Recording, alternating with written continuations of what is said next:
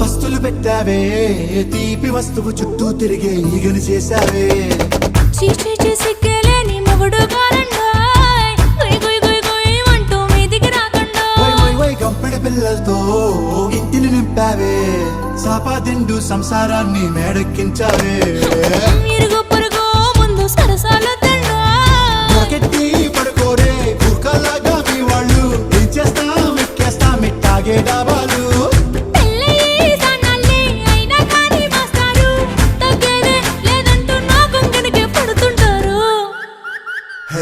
గోదారి గట్టు మీద రామసలకావే